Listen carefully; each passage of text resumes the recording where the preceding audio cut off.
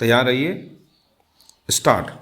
महोदय, उस जमाने में रेलवे कर्मचारियों को भड़काकर के हड़ताल करना और फलस्वरूप एक ऐसी व्यवस्था पैदा करना जिसके कारण बंगाल के पीड़ित लोगों की सहायता न की जा सकी, उचित कार्य था। स्टॉप। लेकिन यह कार्य मेरे घर के भाइयों ने किया था। मेरा कहना है कि केवल उपदेश से काम नहीं चलता है। स्टॉप। जब ऐसे प्रश्न आए तो उपदेशात्मक भाषाओं में ही फंसकर न रहा जाए, बल्कि आवश्यकता है कि ऐसे प्रश्नों पर सारे राजनीतिक दल देश हित को ध्यान में रखते हुए संजीदगी से विचार करें और उन सबका हल तलाश करें। स्टॉप। आज श्री वाजपेयी ने प्रधानमंत्री पर कुछ आक्षेप किए। स्टॉप। वे बड़े गुस्से में थे और इतने क्रोध में थे कि उन्होंने अपने मस्तिष्क का संतुलन खो दिया था। स्टॉप। उन्होंने आरोप लगाया कि सरकारी कर्मचारियों के प्रयास से बड़ी बड़ी सभाएं की गईं। स्टॉप। मैं वाजपेयी जी का गुस्सा और उनका असंतुलित होना समझ सकता हूँ। स्टॉप।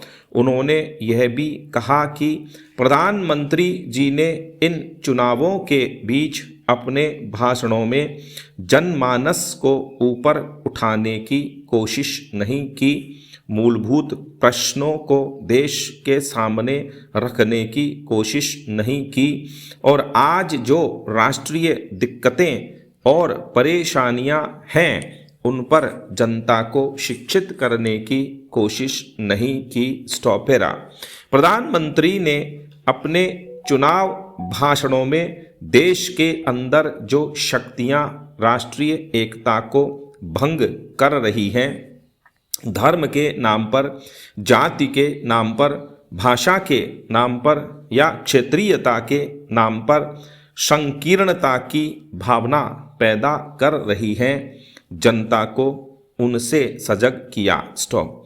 प्रधानमंत्री जी ने इस बात को अनुभव किया था कि उत्तर प्रदेश, बिहार और उत्तर भारत के समस्त हिंदी बोलने वाले इलाकों में जनसंघ संकीर्णता की भावना का प्रचार कर रहा है। स्टॉप।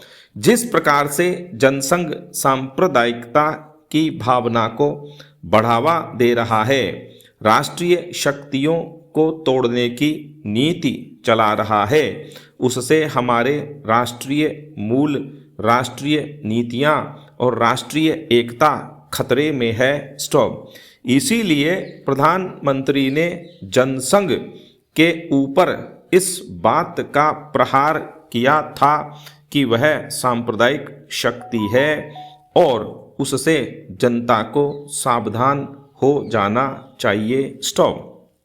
आज जो वाजपेयी जी का गुस्सा है उसको हम समझ सकते हैं। स्टॉप।